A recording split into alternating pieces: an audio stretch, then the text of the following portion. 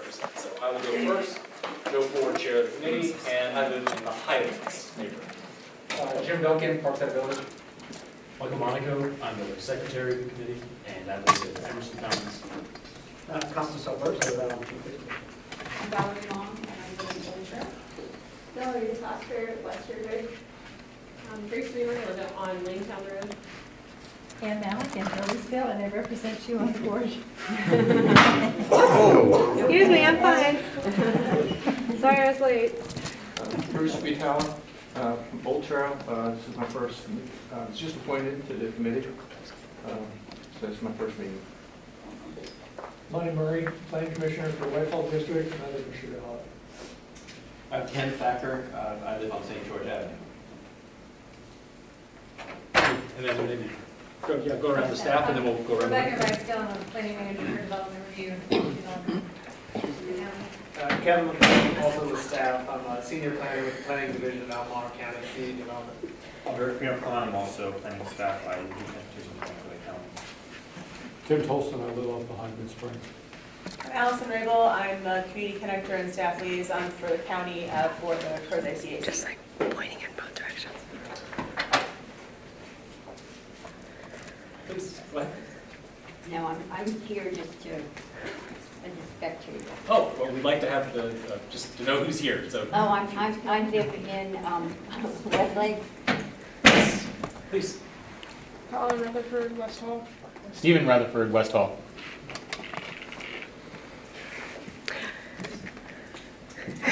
Go ahead. Joe Hall, Afton. Alan Taylor, and I live in Charlottesville, part of the applicant group. Yeah, Ashley Davies with Riverbank Development. Scott Collins with College Engineering. Thank you. Let's go around the back, and then we'll get to the chairs. Please, in the green. Well, I'll say me. I'm Oh, yeah. I'm Allie Pesh, and I'm recording for the Crozet Gazette, and I'll put this on YouTube tomorrow. Jake Hicks, I live in Old Trail. Ford Holbrook, Westlake. Part of the whole Brooks Westlake.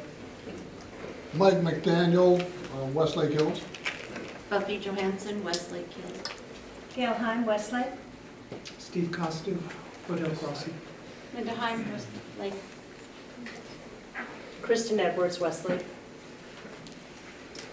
Joe Nichols, Creekside, Old Hills. Jeff Monster, Westlake. Lisa Devani in Liberty Hall. Ian Harrison from Westlake. Julianne Price, I live between Quarry Farm and Liberty Hall. Matt Out, I live in the St. George neighborhood. Let's start over, how about on that side, in the back? Perfect. Hello, Cynthia Grant, Westlake. Guillaume Gasparini, Westlake. Luke Fairborn, Westlake. Carol Fairborn, Westlake. Caitlin Eccles, Westlake. Thomas Apples, Westlake. Jeff McNew, Westlake. Steve Walsworth, Corey Farm. Laura Ford, Quarry Farm. Barbara Honeycutt, West Hall. Jim Honeycutt, West Hall. Sandy Yeager, Westlake. Joe Yeager, Westlake. Richard Park, Westlake. Kathy Grant, Westlake. Joanne McDaniel, Westlake. Jeff Lovelace, Westlake. Jennifer Kim, Westlake. Minsu Kim, Westlake. Samir Honda, Westlake. Jason Duncan, Westlake. Tom Russell, Terry Miyamoto, I'm here for the Crozet Trails Crew, and I live in the Highlands. Jeff Urquhart, Liberty Hall. Phil Wade, Corey Farm. Kate Fordyce, Westlake. Brad Grant, Westlake. Jim Iorio, I'm representing Foothills Crossing, the HOA Board of Directors. Helen McGee, Squiggle Crossing. Dan McGee, River Crossing. Bob Rhodes, Westlake. Linda Shea, Westlake. Michelle Martel Harrison, Westlake. Denise Field, Liberty Hall. Leslie Scheuer, Westlake. Gail Lloyd, Westlake. Joe Wall, Missy Yeager. Helen Wall. Henning Westlake and Westlake.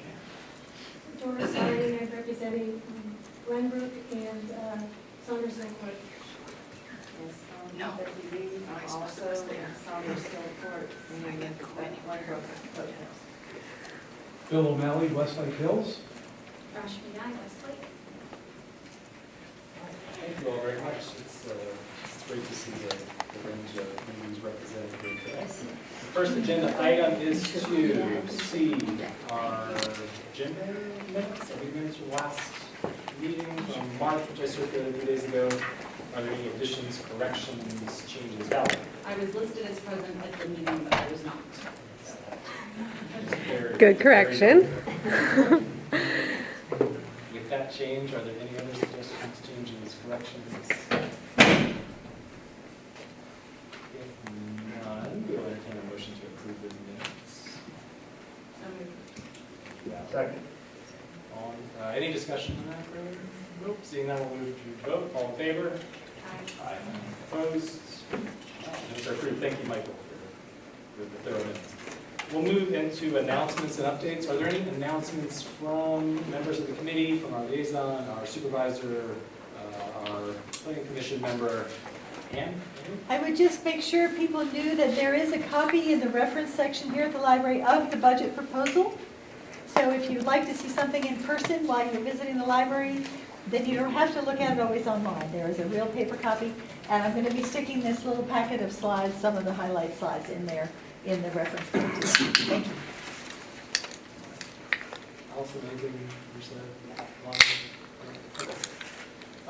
Then we will move into community concerns. Again, these are for items that are not on the agenda, so nothing related to the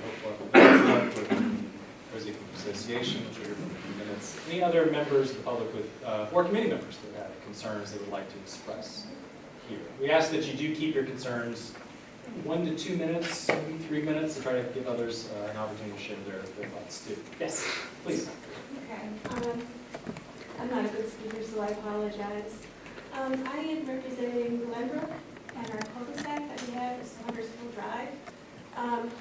We recently had Greenwood developing their next phase in our property development, and nobody was aware of this. And I understand from some of the zoning people that we did not have a right to dispute it or anything. But when we purchased our properties in 2019 and 2020, we were going by all the lot descriptions, sketches, and with Evergreen and with Stanley Mountain and with our HOA. And they all had single-family homes bordering our property. And I found out today from our HOA representative that he even was surprised. He said, no, you have single-family homes. And I believe he had the same drawing we did. So we are very upset about it. And Becky and I, we were the nicest Mountain View lot, not necessarily the nicest home, but the views were the first choice. And now we have 100% mountain views. Now we have 0. And not only that, but out of all the families in Glenbrook, all the single-family homes, we have the worst view. We have 0 mountain views. We just see rooftops completely filling in our windows. And it's 20 feet away. We measured it. And then lastly, and then I just found out the townhomes were built over what was permitted. But because it's been past 60 days, even though the townhomes that nobody knew about in our cul-de-sac, 0. I talked to everybody. They built the townhouses and they're taller than was permitted. And that's just, I just don't know if anything can be done about that, but that's our concern.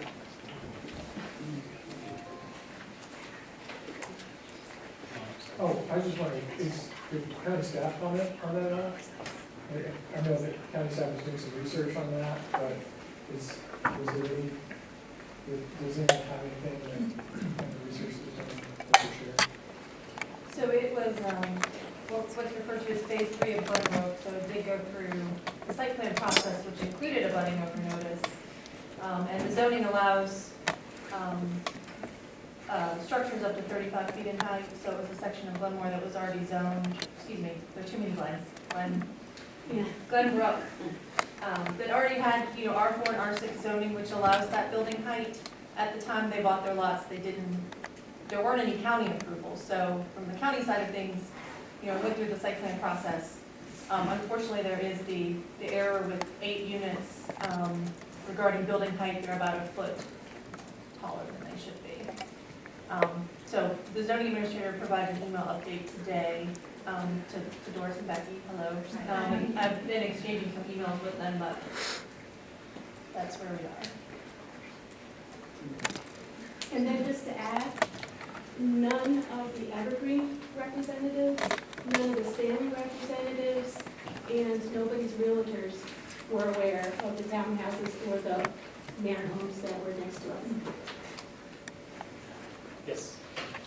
So for those that are in violation, does the county have any ability to take recourse, take action? So there is state law that's applicable when there is an error. If it's caught within 60 days, we might have had an opportunity, but unfortunately, it's been past 60 days. So there isn't something that we can't require. Okay, who does the checks and balances on that? So the summary of all this is in an email from our zoning administrator. So my role is with the site plan and rezoning side of things. Once it gets through that process, it goes to our zoning division who reviews building permits and building plans. So it's with zoning administrator at that So point. there's no inspection prior, like doing training or roughing, any of that? So we're provided architectural drawings that we review that they're expected to build to. And they're still under construction. So there haven't been any final inspections. Just to clarify, the error is that they're built about a foot over what is that the error you're referring to? Yes, based on the architectural But in terms of drawings. zoning, the density, the type of property. Yeah, 2.3. It's 1.3 inches. So, you know, the zoning allows townhouses, it allows up to 35 Feet. Sorry. 1.3 One- feet. So that's. And they're still under construction? But the 60-day period is passed? Yeah. They just went up. And we, So the 60 days is from when they break ground, or? 60 days is from the approval, that was the day the permits were issued. So we have made that zoning decision that they relied in good faith on as they proceeded to build the units. So there is some level of protection for, you know, the owner and the builder in these situations, and That makes no 60 sense. days from what, fully formed, so If you wait 59 days, then it's break the law. yeah, exactly. That's what I mean. well, I think maybe we're getting into Yeah. a deeper level of the conversation than I can have with you right now. I mean, it's something that our county attorney is aware of, our zoning administrator is aware of it. We're exploring the options that we can, but we're not sure that we would be able to come up with an option. And I know that Bart wants to reach out to the folks in Glenbrook and have that conversation with y'all. You know, if we need to meet you in the field, if we meet in person, it's you know, an area of the law that's not going to be fully explained here in this venue right now. But we will be following up with the residents and the HOA and whoever else we need to. I brought pictures if anybody wants to see them. Right, and so Before it's, and after. so there was the mistake with the 8 that we may have to live with. All of the others will need to comply with the height requirement. So we will look forward to continuing this conversation. Perhaps next month, we can, Allison, I'll connect with you. We'll see. One of the things we do in the announcements and updates, hopefully, if we have an update on that by next month, we can share that. Other community concerns? Yeah, I think it's painfully evident that we need to have a larger community space in Crozet to accommodate these meetings. I mean, frankly, we've got a lot of older folks here, and I don't mind standing, but this is not really an acceptable situation for this sort of presentation at meetings, so I hope the county can accommodate that in future, maybe more controversial subjects. Point 2, what's going on with the lack of maintenance at Dairy Queen? You know, the clock is terrible, the landscaping looks like there's trash everywhere. Also, on the bridge, there's like a proliferation of signage. It'd be great if we could figure out who maintains that landscape and how to get them to make our town a little bit more appealing. So on the, I think Allison shared this a couple of months ago, on the county's website, under zoning, it's on the zoning page, is that right? Or county community development page, with the zoning reporting, zoning violations? Yeah, I think it's on, if you, it's under the CD page 2, but I think it's even on a top, one of the top sections, I think how to, and there's a zoning violation form that you can fill out online. There's also a traffic one or transportation one, or it's traffic, a form for traffic, but information for transportation that will take you to the transportation planners, and it tells you what the qualifications are for who you email in those situations, but there's a zoning one as well. And I showed it a couple months ago. I think if you just go to, I think it's on the top, and it might be on the side as well. Yeah, report a concern on the side there. Right there. So yeah, if you just Google Elmore County code violation. So this works actually for those of you that are concerned about transportation issues. We've had that frequently come up, people concerned about traffic or parking and things like that. And I can tell you from personal experience, the code violations, I know mentioned a few months ago, there was concerns about the trees at the view and the lack of follow through on the landscaping site plan. I got an email within 48 hours from somebody in community development responding to that and explaining exactly what was going on. So if you do have those kind of zoning concerns about those types of issues about maintenance or what's going on, please report that, because I do know that it goes immediately to somebody who will follow up, and you will hear quickly about that.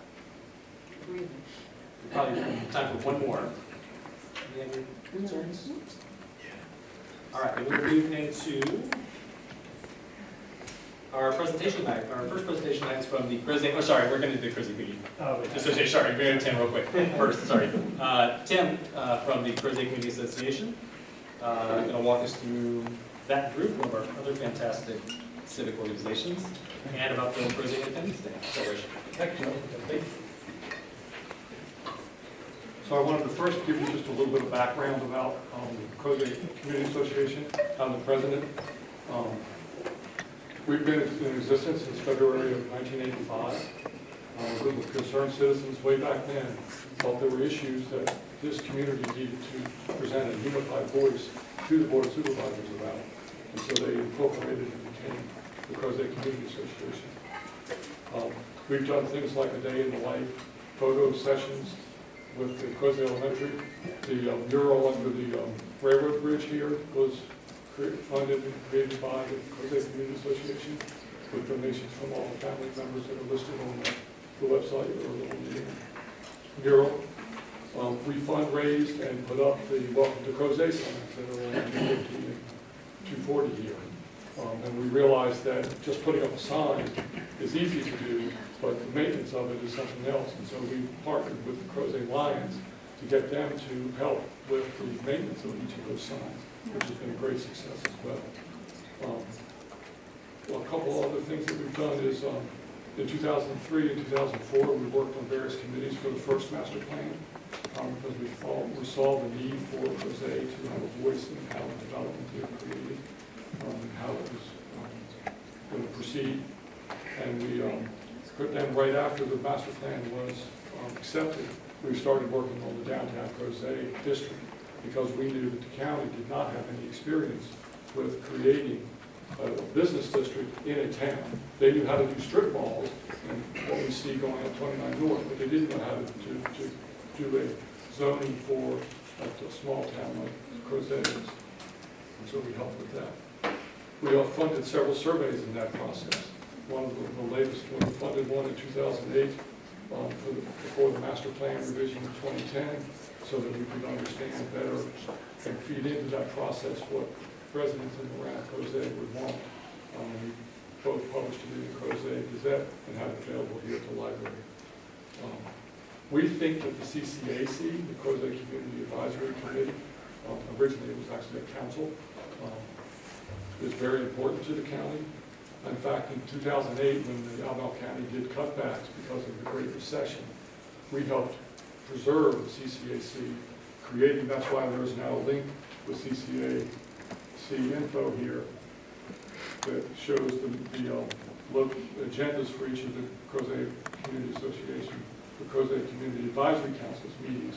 And what we do is we put up the draft minutes of the meeting, and courtesy of Crozet Gazette, we do the link to the film as well. So you can always go to the Crozet Community Association website and find the latest CCAC. We also help maintain there is a Google Groups, that's an email address for all the members of the Crozet Community Advisory Council, or committee, that we help preserve as well. Because of the county's cutbacks back in 2008, there was no staff that came to those meetings regularly, but we didn't stop meeting because we knew that we needed the advisory council and the committee. The community association knew that we needed to have a association that let people be informed. Sean Bird, who used to be on this committee, said last month, he participated in another survey where we did both a scientific survey and a community survey back in 2017, 2018. We were trying to jumpstart the master plan revision, which should have happened in 2015, but got pushed back till finally got it approved a year and a half ago, 2 years ago.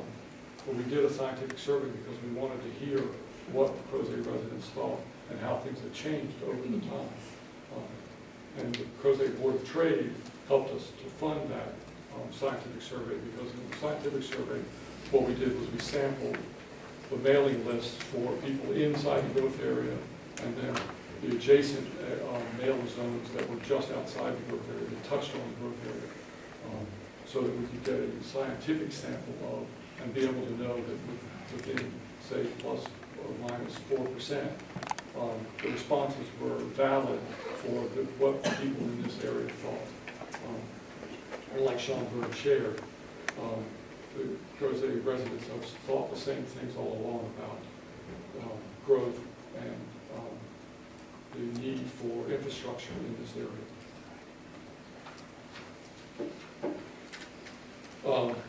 The Downtown Crozet Initiative, which you may have heard of, that is working on the Crozet Square, started out as a committee of the CCA. And that's why actually we have a DCI Barnes Lumber link on the menu, because they started out as a committee, and by 2015, 2016, they realized that they needed to be a separate organization in order to pursue grants. So they became a nonprofit entity to pursue those grants. We've also worked with Jamorel County staff for fundraising for the Crozet Library in this building and with the book brigade. We helped the Live Gold Trail that they did the culinary competitions back years ago. Because we believe that all of Crozet, all of the area of Crozet is important for that. We participated in the Crozet Historic District to help to fund that. Last but not least, Mike Marshall in the Crozet Gazette just last week came out with a wonderful editorial about the Crozet Independence Day event. And that was something that we preserved because, as Mike said in the editorial, 10, 12, 13 years ago, the Crozet Volunteer Fire Department had gotten to the point where they were running so many calls that they just couldn't have the manpower to put on the celebration, parade, fireworks. And so several civic organizations, including the CCA and the Crozet Lions and others, stepped forward and said, if you guys will take care of the parade, we'll take care of everything else. Because we knew that the parade was critical to the fire departments being the requester. If the Newman's Fire Department gets a request to participate in the parade from the Crozet Fire Department, they'll come. If they got an invitation from the Crozet Community Association, they'd be like, what the hell is this? Ground fire. So they got rid of it. So we believe that we've tried to continue that small town feel because we think it's critical to all of us getting together and knowing each other. One of the things that is wonderful about the Crozet Independence Day event is that we ask for donations because we want people to come into that event. So and what we found is people who say, well, I can't pay, we let them in, they have a good time. Usually the person behind them will go, I'll cover them, and they'll do a $5 donation for those folks. The Crozet Board of Trade, which is the local sort of chamber of commerce for this area, has helped us with the fundraising, and they're the ones that take the fundraising for the fireworks, and they've helped us over and over again in recent years, because they're a 501c3 entity, and so they can take donations and let people know about the tax-free donation. And so this year, as Mike said in his editorial, we need to raise $31,000 to cover the fireworks. And that's both the fireworks for this year, which we need about $18,000 for the fireworks this year, as well as the deposit for the fireworks next year. We had been getting along before COVID with about an $8,000 or $9,000 fireworks show. But after COVID, those shows, just the same show, doubled in price to about $18,000. And we expect that it will go up again next year. And so we want to get ahead of that because we barely could scrape together the money this year for the deposit when we needed to make it. So as Mike Marshall said in the Gazette, the point is that we don't look to someone else like the local government to provide for our needs. We do what we can and see how far we can get. This leads to the third Crozet virtue, community volunteerism. If you want to experience how truly great a place Crozet is to live in, choose a cause and participate in it with your neighbors. If your cause isn't organized yet, get on with it.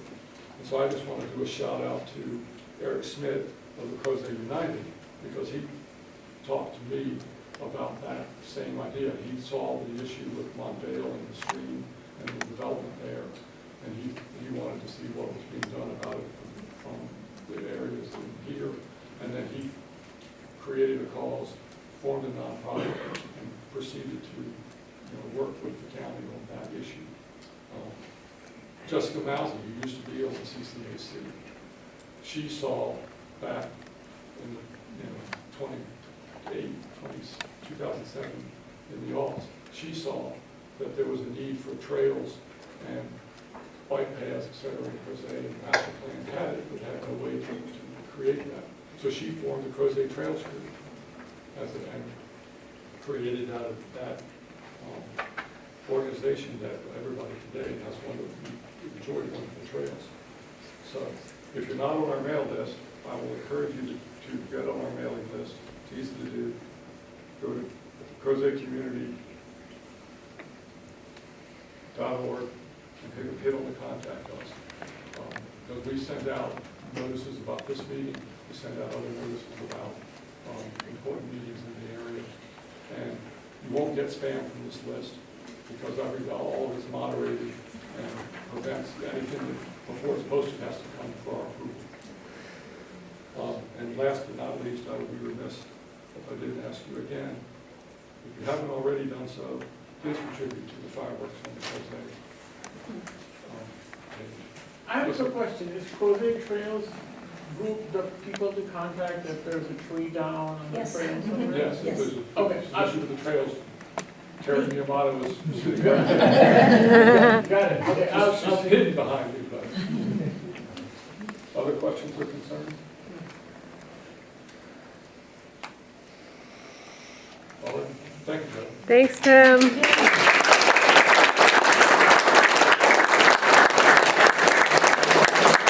addition to providing input and feedback on the master plan, one of the things that our community meetings give us an opportunity to do is to come together and to share our civic organizations. We heard from the Trails Crew recently, we heard from the CCA, we heard from the Rescue Squad.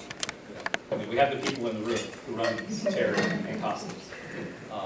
And the point about Tim about people rolling up their sleeves and not waiting for the government to come fix it for them, I'm always reminded that Alexis de Tocqueville in the early 1800s on democracy in America, writing almost the exact same sentiment, saying that one of the things that struck him as he traveled through America, saying that they don't wait for their state or their government to build something. They build a bridge themselves. They roll up their sleeves. So thank you for continuing that tradition.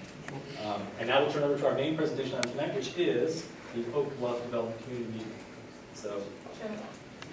I just want to make sure people know there's 3 seats over here available. If anyone wants to come sit, I'm going to shift out of one. You're welcome to come sit.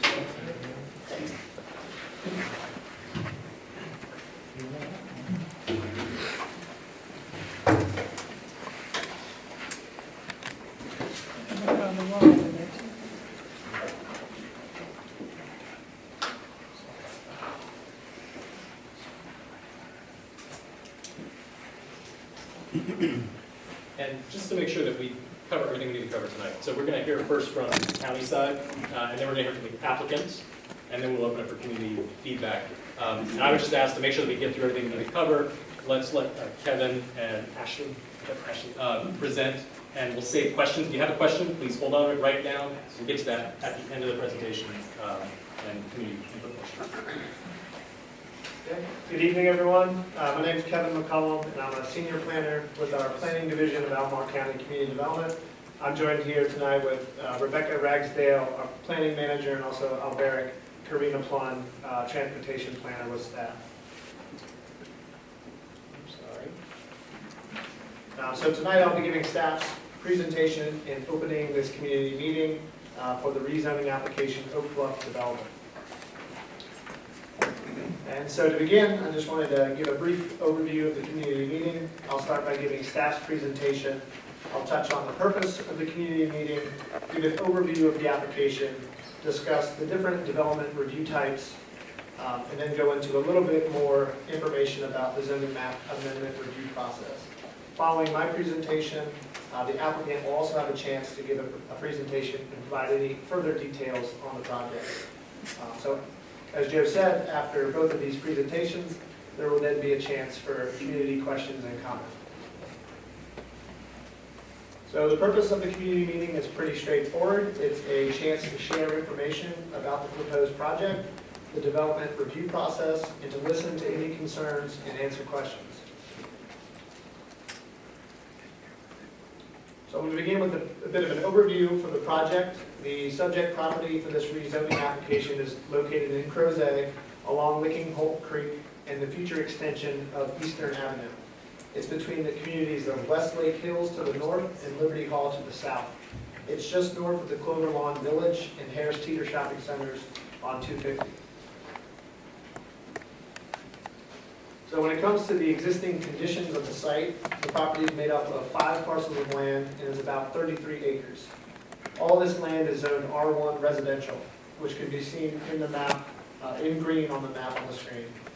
If you're unfamiliar with what zoning is, it's basically a designation for what can and can't be done with the property today. So in this case, the property is zoned R1 residential, which means that property is suitable for residential development at a density of 1 dwelling unit per acre. So think about this as one house or houses on 1 acre lot. So the map on the right side of the screen shows some of the natural characteristics of the property. In the blue, bisecting the property, is the floodplain which extends off of Licking Holt Creek. In the green there is some existing preserved slopes. So whereas the zoning of the property determines what can and can't be done on the property today, the comprehensive plan makes recommendations for the future land use of the property. In this case, the Crozet Master Plan recommends neighborhood density residential for a majority of the property, with a smaller portion of the property as green systems and also public land. The comprehensive plan is a guiding document that staff uses to evaluate the rezoning. So the existing zoning, just to recap, permits a residential density of 1 dwelling unit per acre, whereas the comprehensive plan is recommending a density of 3 to 6 dwelling units per acre within the yellow portion on the map there. Good. The Crozet Master Plan also includes transportation recommendations for Eastern Avenue. Eastern Avenue has been identified since 2010 and has already been partially constructed. The road is complete between Park Ridge Drive and West Hall Drive. It will then be extended across Licking Holt Creek and connect to Quarry Farm Road, completing the connection between 240 and 250. The alignment has already been determined by the county and VDOT, and the road's design is at a 30% completion stage. We're here today to discuss the Oak Bluff development proposed rezoning. This is a proposed zoning map amendment that intends to change the existing zoning from the R1 residential zoning district to a planned residential development. The proposal is a maximum of 134 houses at a density of 6 dwelling units per acre. On the screen here is the illustrative plan that was provided by the applicant It shows Eastern Avenue on the left-hand side of the screen, with about half the proposed dwelling units on the north side of the creek, and the other half of the development on the south side of the creek. And after I'm done presenting, the applicant will go into some further details about this project. So next, I wanted to quickly talk about the development review processes. There are two main review processes in Albemarle County. So the first is administrative review, which is for development that we call by right development. These uses are expressly permitted in the zoning ordinance. So an example of this would be a residential subdivision of 1 dwelling unit per acre within that R1 residential zoning district. So this development is reviewed by county staff and all of our partner agencies, but it's ultimately approvable as long as all the applicable codes and regulations are met. Whereas legislative review requires special permission and applies to things such as zoning map amendments and special use permits. These types of applications are reviewed by all the same staff, but require a community meeting, a public hearing with the Planning Commission, and a public hearing with the Board of Supervisors, who has the ultimate authority to approve the zoning map amendment.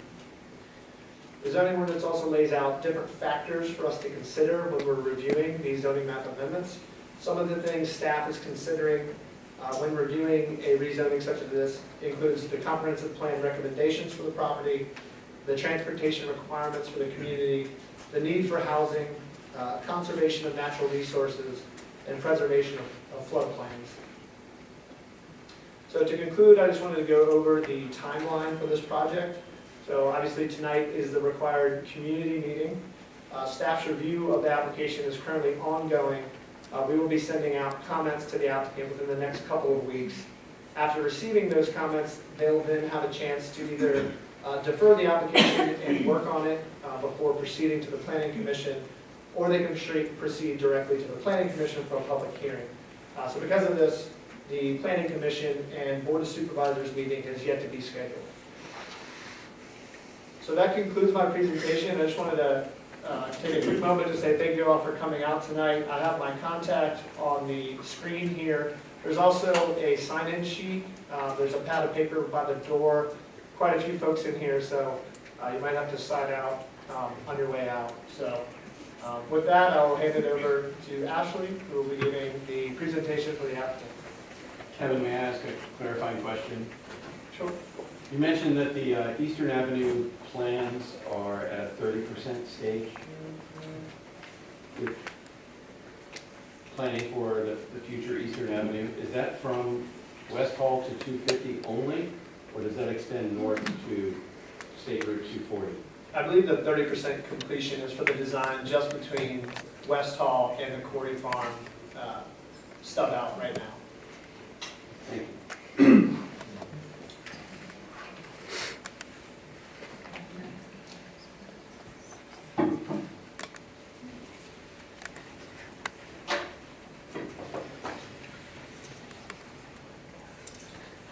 Thank you, Kevin. Thanks, everyone, for having us tonight. Again, my name is Ashley Davies with Riverbend Development, and we really appreciate the opportunity to present to you some of the details about the Oak Bluff rezoning tonight. So thank you for having us. I'm joined tonight by other members of the Riverbend Development team, Alan Taylor and Joe Hall.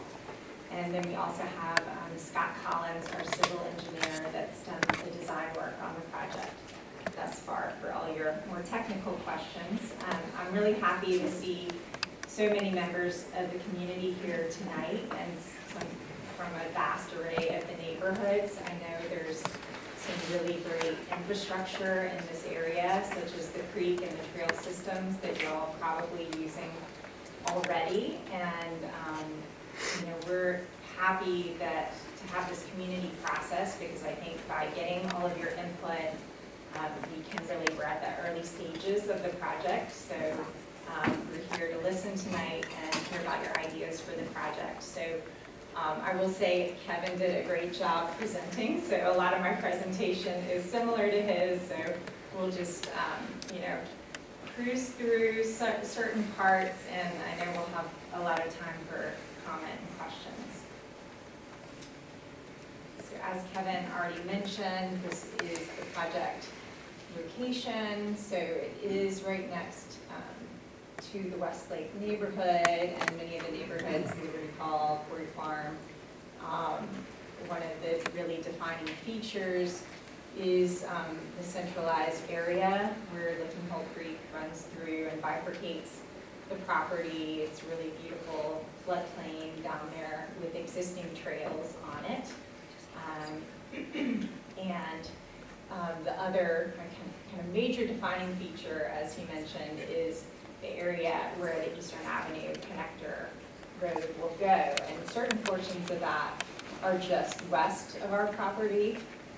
And then there is a lot of the area of the actual Eastern Avenue connector that runs through the site.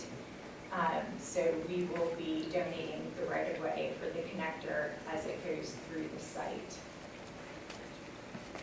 It's also within an easy walk to the Harris Teeter Shopping Center area. So this map's a little bit blurry, but it does give you an idea of the many different types of existing zoning in the area. There are some of the swaths of the R1 zoning, but the site is also bordered by R2, R4, and even R6 zoning. And like I said, this red and purple area to the south is that existing commercial center that we'll be very close to. And as Kevin also mentioned, the R1 zoning that is on the property right now is inconsistent with what's envisioned for the future of this development area of Crozet. As you probably know, only 5% of the county is currently in development areas, and there is a major push to actually appropriately develop and be compatible with the future land use plan, so you don't have to start delving into the rural areas before it's necessary. So our proposal is consistent with the neighborhood density residential designation, which is the bright yellow. And we're looking at the 3 to 6 units per acre. We actually have a lot of acreage on the property that is in the green space and that will remain either floodplain, open space areas that are accessible to the public and the neighborhood. So a large swath of the land is actually being preserved in open space. And these are just some pieces that are straight out of the Crozet master plan, talking about what's envisioned when you talk about neighborhood density residential. So you can see on the left, that's a visual of giving you an idea of what that massing may look like. It allows for a variety of housing types, anything from single family up to more townhouse style developments. You can get a lot of variety in there, and then a different mixture within the neighborhood itself. And it also really emphasizes how do you make it really pedestrian friendly. I was out tonight visiting the various neighborhoods, and there were so many people out walking or on bikes with their children, and I know that that's a huge priority for this area. So obviously all of that will be part of our plan as well. I don't expect you to read this entire slide, but I just wanted to highlight it briefly as another section of the Crozet master plan that speaks specifically to housing choice in your community and why it's so important that we have appropriate infill. Basically, to summarize it, there aren't that many development opportunities left in Crozet. So the ones that we do have, we want to use wisely while also making sure that we're thinking about the appropriate infrastructure as we go. But this really emphasizes the need for a variety of housing types, not just single family, making sure that we're opening up a variety of price points as well, so we can have people, a variety of people within our community that can actually afford to live here. As you all probably know, we still have a major housing crisis in both the city of Charlottesville and Albemarle County that doesn't seem to be going away. So this is part of the way we can address that by actually building a variety of unit types and making sure that we're building in affordability, actual units within our development, which we are proposing to build the affordable units at Oak Bluff. Another major component, as I mentioned, is just the trails and open space. These are some pictures along Licking Coal Creek. I'm sure many of you have been in this exact location, and as of now, the county does not have an easement over this portion of the trail, and so part of this development will actually be not only giving the county trails system the easement that they need for that area, but also making sure that a lot of that floodplain area is just donated over to the county as part of the greenway system. So that will, as you can see kind of up on the comp plan map, that's the dotted area right now showing that that's a future trail. So that will definitely be a component of the project. And then the Eastern Avenue Connector Road, that this is the very top catalyst project for Crozet to be happening within the next 5 years. As mentioned, most of the funding is in place and ready to go. So the timing of this rezoning is actually very good in terms of how it will come online with the Eastern Avenue Connector Road.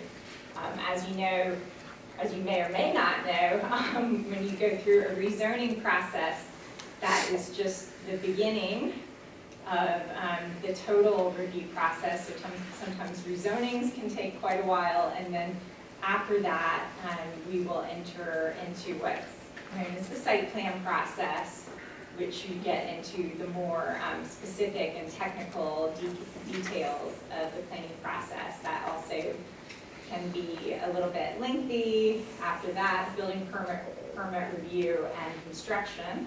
So with all of those things in mind, it's actually going to be very well timed with this public infrastructure project that is huge for this community. So here's the overall image of the illustrative plan, and it is divided up into two sections, one north of Licking Hole Creek, one south of Licking Hole Creek, and it will be developed in 2 phases. We plan to start with the northern phase of the property.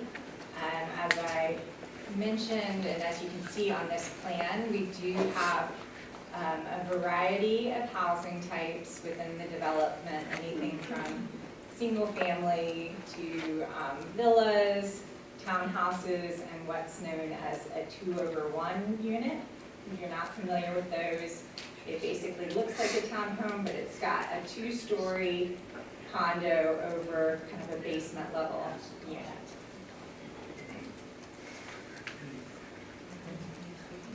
So this zooms in on the northern section illustrative plan, and just wanted to highlight some of the features of this plan. As you can see, it has a centralized amenity space for the neighborhood, and also will have trails that lead down to the creek and connect in with that overall Crozet trail system. The site itself, each section of the site has 2 entrances and exits. So I wanted to, the red star indicates the primary entrance to this neighborhood.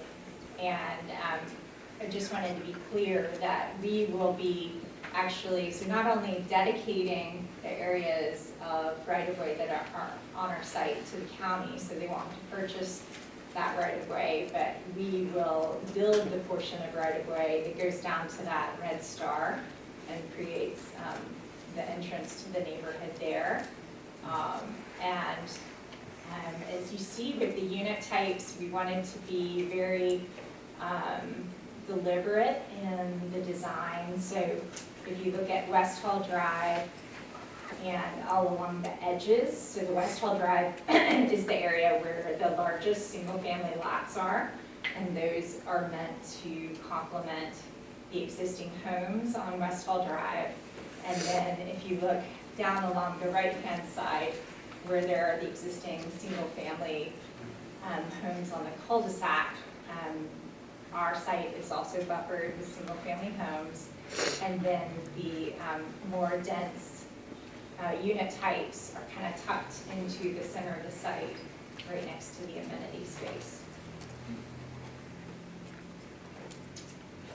And then, so this is the southern portion of the site, very similar design to the northern components. It does have some, a series of really nice little green spaces in the middle of the development, and also to the right, going off the map, that's also a big portion of the parcel that's remaining undeveloped. It has slopes going down to an existing pond in that area, so that'll all remain undeveloped. But as you can see in the center where Licking Hole Creek is, we're really staying away from all those sensitive environmental areas. So that will mean that we are able to preserve a lot of trees in that area and really keep the natural area as it currently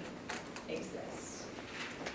I think that is my last slide. I'm sure there are many questions and comments. I don't know if Alan or Scott have anything that you want to add to that I might have missed. You did a great job. Okay. We'll start with, thank you. We'll start with questions from the committee first, and then we'll take comments or questions from the public. Mike. Yeah, you mentioned the affordable housing part of it.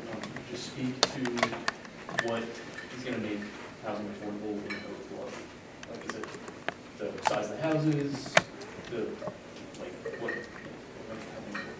Sure. So part of it is, obviously we'll be going by the county policy, but yeah, part of it is we're able to create affordability because we have a variety of unit types. So not only will you have like those 2/1 style units that have like the lower level that is slightly smaller, but you also create, I guess, a more natural gradient of affordability just by having all the different unit types and sizes. But yeah, it is partially sized, but we will have those units that are dedicated to meeting all the actual affordable housing policy guidelines for the winter time and everything. Yeah, I'm encouraged to hear that. I'm only living in Crozet because the place where my home was built was rezoned to planned residential zoning, and I purchased a designated affordable townhome there.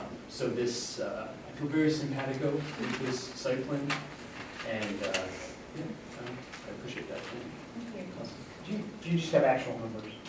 I mean, like how many, like just an actual number How many units? that you're talking about that are affordable? It's 15% of the total number. So 134, so 20. 720. Are they rentals or would someone own them? Like, would they be owned by the tenant? Yeah, so the application plan is set up now that they are available for rental or for sale at this point. I think we need to get a bit closer to the actual construction and see what's happening with market conditions. Other questions from we'll take questions from the committee, and then we'll open the public. Yes? I understand the the site's going to be developed in 2 separate phases. And the first phase is going to be done before Eastern Avenue is completed out to 250. Has the traffic impact study been done? So like I mentioned, it's not certain that the first phase will be completed before Eastern Avenue is completed. It could, the timing could work out that it's all concurrently. That being said, we have provided all the trip generation figures to the county, yes. What is the number? What is the number of trip generation? Per day, it's 1,100. But that's both. That's all? That's a lot. But the county's lots. I know it's very early in the process, but are you anticipating treating all stormwater on site, or are you anticipating purchasing nutrient credits from elsewhere? I'll punt that one to my engineer. Right now, it's probably still a little early, but we're looking at a lot of different options. That's what we always do for all projects. We look at sort of a balance of what the site entails, how to preserve areas. Definitely, this site has a lot of open space, a lot of critical slopes, preserved slopes, and areas we're going to stay out of completely. And so we'll kind of balance that with our different features and try to incorporate stormwater into our designs. So that kind of evolves as we get further on with the planning part. I'm also wondering about the amenity space, since those are preserved areas because they're critical slopes. I just kind of wonder about the value of those spaces and how they would be used. And also maybe a question for county staff, has anyone talked about would there be more value in maybe not preserving that slope and maybe combining that with the green space below it? Yeah, more I mean, contiguous green space, or, we looked at that. That's an excellent question. We kind of valued, because you had like a small area of preserved slopes right here, and then you have all this development area down here, actually stretching out down a lot closer to Lickenoll Creek. So we kind of looked at that and said, well, trying to preserve an area, trying to preserve these small little bit of preserved slopes up here, just because they're a little bit steeper than 4-to-1s. And then bring our development down close to Lickenoll Creek doesn't make a whole lot of sense. We'd rather sort of keep all this area open along Lickenoll Creek, preserve that area, which is outside of the floodplain, outside of stream buffers, just but they kind of stretch that buffer up and take our development and just move it up and sort of take a preserved slope area that once you build roads around and development around it, it's really not saving a whole lot. And 4-to-1, you think about 4-to-1 slope, most people's yards are, 3-to-1, 4-to-1 slopes. It's not that steep. And we just saw the value more of preserving area around the more critical environmental features of the site. That was our main intent there. so if that is something you talked about that you would be interested in, that you had interest in discussing? Yes. Other questions from committee members?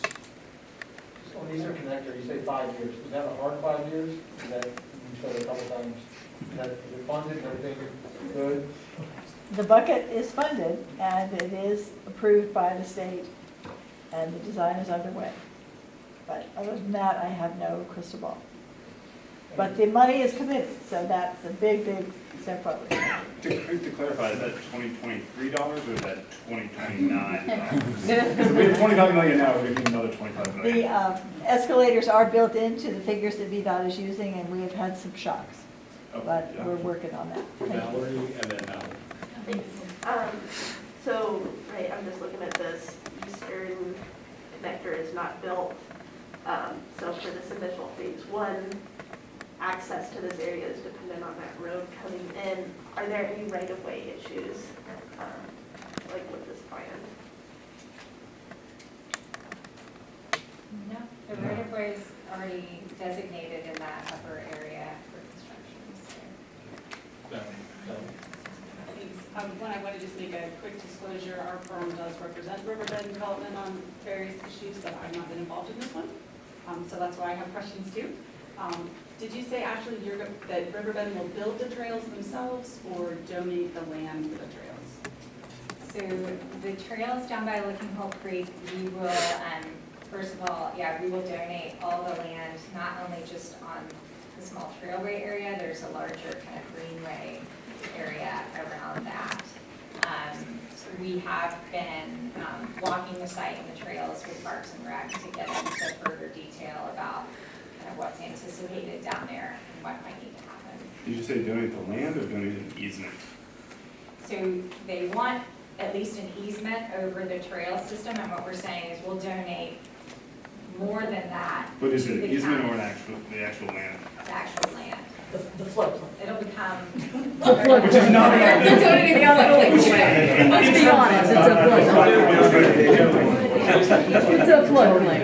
Other questions from members of the committee? Yes. Thank you. So talk about how you are going to, would plan to help with safety for nearby residents during construction, as far as directing where the construction traffic would go.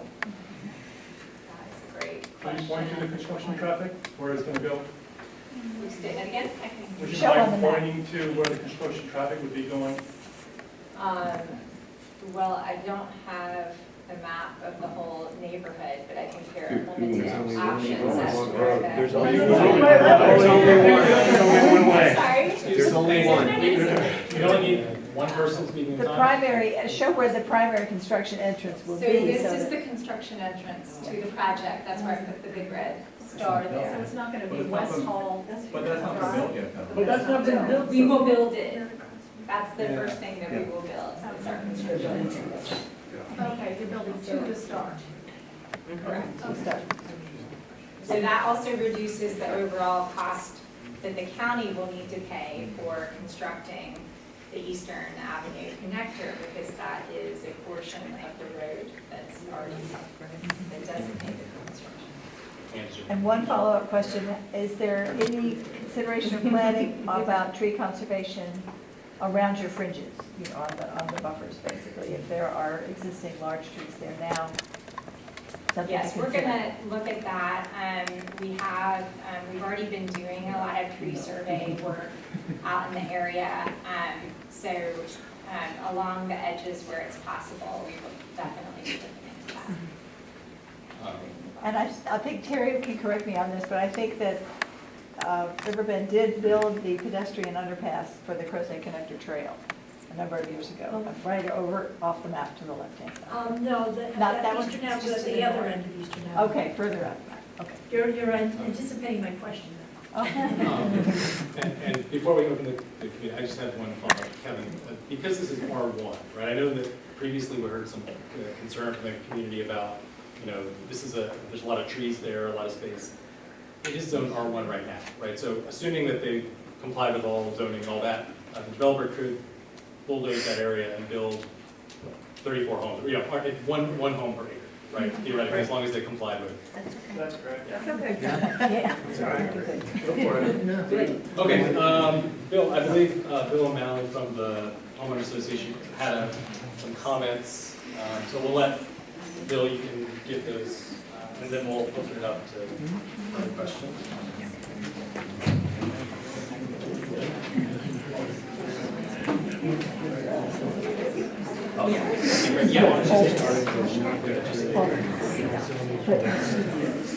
Could you just wait? Hi, sir. What I do have to wait is 16 orders. 6 per acre. All right. So yeah, that's the comments here. Good evening. I'm Bill O'Malley, resident of Westlake Hills. I am not here representing our homeowners association, but like many in the audience, I am a homeowner and I am a homeowner member. So I want to clarify that. And, our goal is really tonight to raise the awareness of the whole community, and I'm really really excited that so many people from the surrounding area showed up. And also talk about our homeowners association concerns, because we seem to have been left out of that process. And then we want to make recommendations to incorporate into the redesign of the Oak Bluff development, because, well, it's very difficult. I'll just say it lacks common sense what's been put up there. And this is a real deviation from our neighborhood density and the character of the neighborhood too. We were led to believe when we moved into Westlake Hills that it was a community, and we love the surrounding communities, but we really want to make sure that we stay inside that character. And you know, the 240, 250 Eastern Avenue connector is not part of the development project. It really isn't. When you say 5 years, you know, I'd like to understand how that's going to line up with the construction. It's very difficult to, you know, the merging of neighborhood HOAs along West Hall Drive. What they've done is inject a new neighborhood into our neighborhood. The new road added to West Hall Drive was never anticipated. So you have 5 homes fronting West Hall Drive, and now you've really increased the size of the structures from 30 feet to 65 feet in this new zoning designation. And it's really difficult to understand, you know, how that's not going to have an impact. The environmental impact we'll talk about in just a minute. This impacts the waterways, the wetlands, the protected slopes, and I don't know how you protect slopes when you put roads around the entire sloped area. And it was very interesting to me that we didn't really see an overlay of those areas. It was really the plan slapped on top of a very old, what looks like a Google Docs picture. So I'm concerned with that. There's a significant increase in density R1 to PRD. We project 200 cars added to neighborhood roads. The new zoning request doubles the maximum unit height to 65 feet. There's nothing in our area 65 feet. Down the road there's a beautiful neighborhood over in West Hall with some nice townhomes. They're probably 30 feet. There's nothing 65 feet in the area. It's very inconsistent with the character of our surrounding community. And then the green space, a 10-inch buffer between HOAs. I actually read the details of the county documents that were submitted, the plan submittal, and it's optional for you to go in there and decide which trees stay, which trees don't. And I've seen what's been done with other developments. So you end up leaving a 10-foot patch of weeds. So that's very difficult to understand. And I would hope that that you know, sounder minds will prevail, because yeah, I know. Okay, so I want to show this because I really don't understand why the overlay doesn't go on to this area. The 240, 250 connector is not a part of the plan. Again, I want to emphasize that. And the new road on West Hall Drive, you're proposing to have a road access a right-of-way across. Oak Bluff does not, based on what I understand, Oak Bluff does not own that land. It's part of Westlake Hills. So it's a small parcel, but it's part of Westlake Hills. And then I want you to just picture, this is the left-hand side of the street, this is the right-hand side of the street. And I know in past presentations, I went back and looked at the original Westlake presentations, and there was nothing about, there should have been a road extension if there was intention to eventually develop this property. Do it like the other 3 road extensions that are currently out there. There's Hilltop, Park Road, 240. Those road extensions are clearly cut out and everybody knows. Quarry Farm, everybody knew there was going to be a road. So that's very important to, to keep in mind. So it's very disappointing And then I want to ask Rashmi to come up and talk about the environmental impact. We just give it to a couple minutes, there are a lot of questions and comments. We'll wait. We'll wait. We'll wait. I think we've had. That's what we're here for. Library closes at 9 now. They will kick us out. So my name is Rashmi Guy, and I'm a resident of Westlake. I'm also an environmental scientist working as a contractor to the EPA supporting recreational water studies and methods. I wanted to present some environmental concerns our community has surrounding this proposed development. I just want to come out here just to kind of orient you. This is Licking Hole Creek. This is the trail. On this side is where the creek would be. On this side is where the wetlands area is in the floodplain, and then where the development would be. Could you speak up, please? I'm sorry. Speak up. Oh, I'm sorry, I should have a mic. So our first concern is Licking Hole Creek. Licking Hole Creek is an impaired stream. This means it does not meet Virginia DEQ's water quality standards, and it is on EPA's Clean Water Act section 303D impaired waters list. Why do we care about Licking Hole Creek? Because it flows into Mecklen's River, which feeds into South Fork, Ravenna River Reservoir, and this reservoir is the primary drinking water source for the city of Charlottesville. We feel construction and additional housing from this proposed development will stress the creek further. Our next concern is that some homes are being built right up against the floodplain and the wetlands. This will affect houses along the floodplain with erosion issues and potential flooding. In the wetlands, it will result in habitat loss and an increase in suspended solids. Water that makes it into the creek from there will be more turbid, which doesn't allow light to penetrate through the water column, which will negatively impact aquatic life and plants and ultimately the health of the creek. Next, we are concerned about water runoff, which will carry pollutants from the construction site into wetlands areas and into the creek.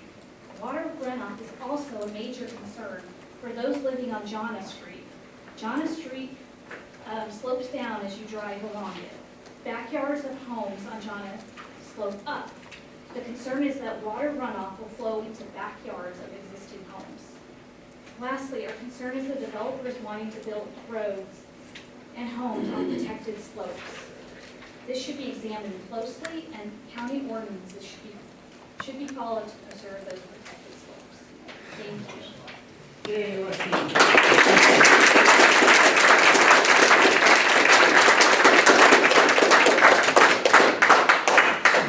So we have some recommendations that we'd like to share. We feel that there shouldn't be just a arbitrary date out there. Developers love to talk about the 240 and 250 being completed. We think before a single lot is sold in this development that the 240 and 250 should be completed.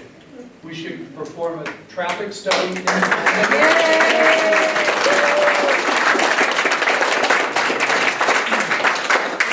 We want to eliminate the new proposed road within Westlake Hills, the HOA.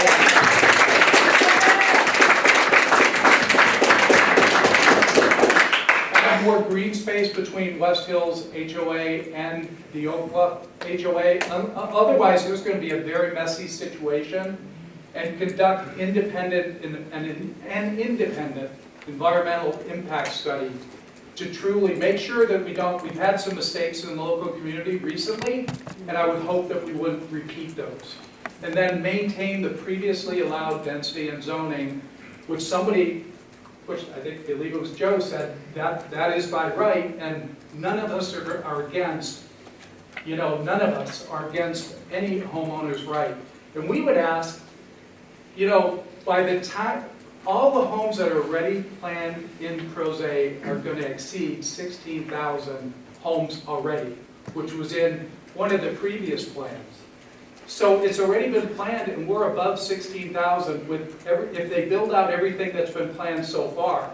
So why would we add into 1/3 of the acreage the same amount of homes that's in Westlake Hills. It doesn't make any sense.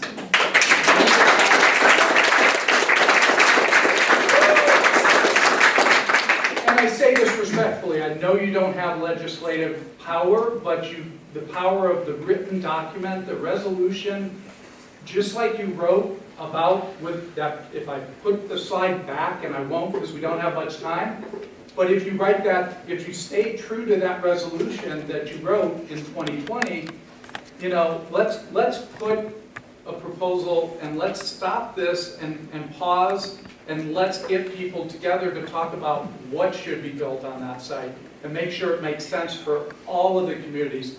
Liberty Hall, West Hall, Foothill Crossing, and I'm so heartened that all those folks have showed up here tonight. So thank you very much. Thank you. Thank you.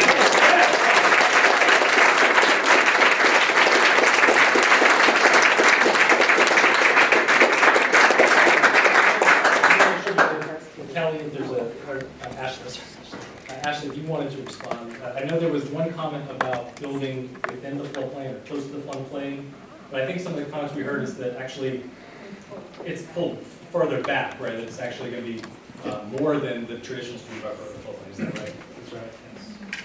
Excuse me, one other comment. I would welcome anyone. I know that site, and it drops off. They describe this site as being like a normal home drop-off. Please come out to the site. I would invite our county supervisor, our county folks to come out and walk that site with us. I know we have to have a public meeting if it's more than 2, but we should do it. All right, we have about 10 more minutes. That's all we have for main comments. Yes, please. I have a question about the connector road that starred ingress egress. Has that been approved by VDOT already? I noticed that there's a turning lane, and I know that VDOT is very particular. And secondly, you know, reiterating what Bill had said, you know, about starting construction before the connector road is done, not only affects West Hall, it affects Park Road, which is really overburdened already, and it's not safe. So I'd like to know if that's been approved by VDOT already. Thank you for your comments. So the way, like staff and Supervisor Malik said, we do have 30% level designs of the roadway, so everything that we're showing conceptually in our project is meeting the exact alignment. But what happens once we get into the actual review phase of the project, we will have road plans not only for the Eastern Avenue connector portion of the road, but all the roadways within the site. And VDOT and the county review those road plans to meet their specifications. So it has not been approved? Well, At this we can't point- submit road plans until we actually have. Right, that's, so it is not then? Right. Right. Okay, and there is a turning lane they're showing there, and I know from my experience with VDOT, they don't allow ingress egresses at turning lanes. That could potentially be a problem.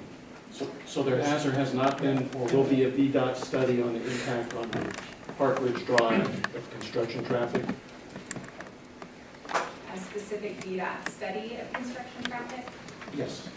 I think that we will have to do some planning with VDOT on how construction traffic gets to the site, but there's not, I don't know, a specific like traffic study of that, and Scott may have more information on that, but not that I'm aware of. I mean, whether the roadway can handle a lot of construction. So question, you know, it would be nice to understand a cross-sectional view of the height variation on that site. You know, it's a little disingenuous to have this picture with an old picture, undeveloped area around it. If you could have it up to date, sort of flat in 3D, terrific. But it's crucial to have a calculation of the vertical slope. I think you said it was 4 to 1 or something. So over the span of 200 yards, it goes up 800 yards. I mean, it is steep. Look, I run that hill a lot. And if you go up Jonah Street, you're going to be huffing. And the point is, you know, when you put all this paved area as you describe it, on this slope, it is, like this. You need a picture of exactly that slope. I don't see, I mean, you're the engineer, you could tell us, like, I don't see how you contain all that water on a big rainy day. It's just so dense, you've got so many roofs, you've got so much sidewalk, you've got so much pavement. How does that compute? And it's just all this oily surface, the autos the tires are on their asphalt and stuff, all that goes into the grate, right? How does that not happen? It's very similar to the way we designed Westlake. I was the same engineer. But on that it's project. flat in Westlake, basically. And there's a lot of buffer in terms of grass in people's yards and stuff, I would think. Yeah, I think we. Yeah, we lived there for We about have 10 years. 5 more minutes. Yeah, Sure. So I just, okay, so my name's Kate Fordyce, I'm in Westlake, and I'll make clear for my neighbors that this is my opinion, not my husband's. I would like to speak up in favor of the increased density. I think that's really important for our kids and our community. If we want restaurants and stores and things to thrive here, we have to have people who are living in homes that don't cost $800,000. That being said, I have massive concerns about adding that many units without the infrastructure. That's great that we think Eastern Avenue will be done in 5 years. They just pushed the roundabout at 240, 250 another year for the next phase of that. So I have zero confidence in that. And then just driving here tonight, which I drove because there's, in my opinion, no safe way to walk here, even though, I mean, that's like a mile walk from our house. But I didn't want to go up the giant hill on the trail and cut through the neighborhoods. But so I drove and I followed 2 bikers on Park. And I share everybody's concern that that has just become a really, really dangerous situation. And I cannot support the increased density that I want, and I want my children to grow up around without that connector road being built. So I do fully support the Westlake request that a lot not be sold until we get that road cut through. And I also think just from a traffic standpoint, that adding that road into Westlake, it's like 3 roads were right there, and I'm just watching people turn left and right and hit each other. Yeah, oh, sorry. Okay, so I maybe have like 2.5 questions. So I was born and raised in Crozet. I've been asking for a sidewalk in my neighborhood for 35 years. I don't think we should build another house in this town until the county funds my crosswalk and the sidewalk on St. George. And it's in absolute incompetence that that hasn't been done. Great, awesome neighborhood. So my question for you is, either side of Eastern Avenue, there's an awesome community space right there. Basketball courts, there's food trucks. I didn't see a single basketball court or any playground space in the design. And I don't know how the kids walk from there to Crozet Park because, again, the county has failed to build a trail or a sidewalk. So again, if the county wants to approve the design, tell us how much it's going to cost. I'm born and raised here. No offense to all y'all here, but my tax dollars have been paying for your infrastructure for 40 years. When is someone going to invest in my infrastructure? Don't blame me. All right. Agreed. So where's the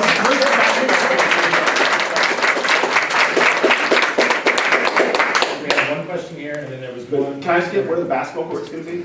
That was the question. So we do have, I think I don't have the presentation open anymore, but we do have a variety of amenity spaces that are inside the neighborhood, and those will be programmed. I don't know whether it'll be a basketball court or other types of play space, but those just aren't heavily detailed at this level of the design, but that is a requirement of the county that we have our own rec space. But will it be like Pleasant View where they exclude people who don't live there?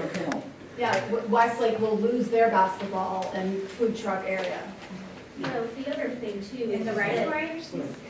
Yeah, you're referring to basketball court, that's where Eastern Ave is going to be. That's in the But I mean, but that's fine, let Eastern Avenue come, we'll take it. Well, can I just But- say one thing real Let- quick? you have- So Riverbend, had put, on their, when they were developing Westlake, there was supposed to be a pool and a clubhouse. And that is not, that was taken off the plans. So I guess my point is that we just need to assure that whatever you're proposing as far as those amenities, that whoever builds that space will adhere to follow through. To follow through. And we can't, they can't. I know. Yes, last 2 comments. So We have- regarding affordable housing, is the developer here willing to commit that no house will be over 200,000, more than 200,000? So the county price for sale affordable units is that $265? So are you saying you will set 265 as your top roof, you will sell no more than We will 265? have to comply with whatever the county standard is at that time. And how many square feet? For affordable units. What I'm trying to get at here is that your use of affordable housing providing is a disingenuous use of the word, simply to get through the approvals process. Did it in Old Trails. Did it in Old Trails.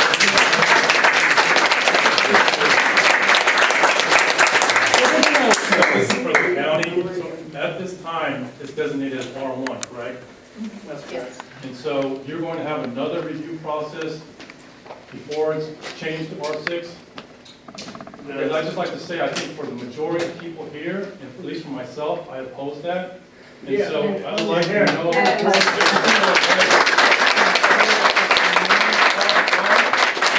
2021 master plan. Thank you. Who would just, I'm sorry, and maybe Kevin, Rebecca, you can just clarify where this goes, and again, Kevin, just where the next steps are. Yeah, it's always been an area that was shown for residential densities that are not consistent with R1. We mentioned that the master plan does show a higher density, but the next steps in the process would be to follow up with the applicant, follow up on all these concerns. We have to issue the comment letter to the applicant. There's some more detail that we would be asking for from them. But nothing would happen until a public hearing with the planning commission, and then the board of supervisors would ultimately be the decider on the project. How So much this notice is just will we a- get on the public hearing? So the purposes of this meeting is so you know how to be engaged, so everything's online and you can get Kevin's email, and, you can, public hearings are, the signs are posted and then public notices mailed. So you can follow along as the review process unfolds.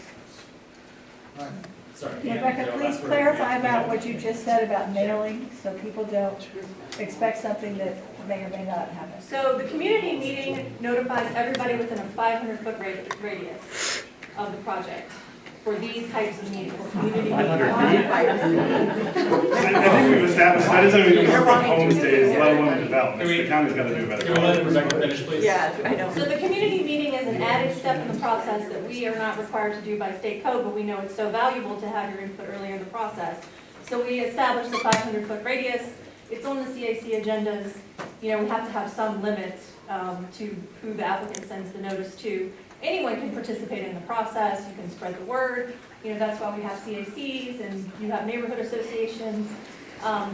The public hearing only will notify the people that are immediately abutting the property.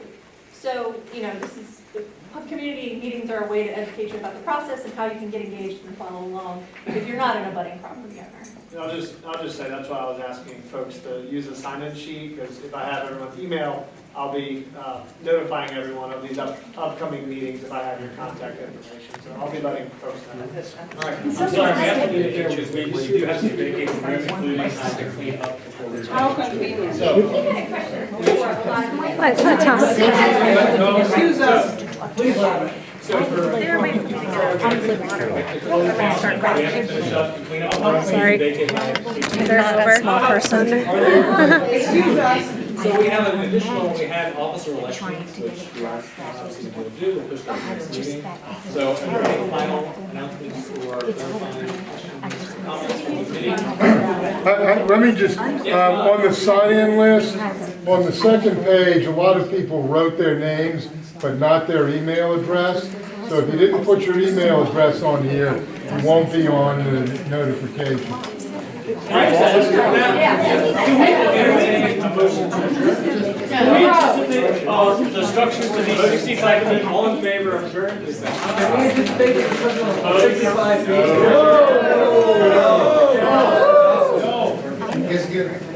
I missed that.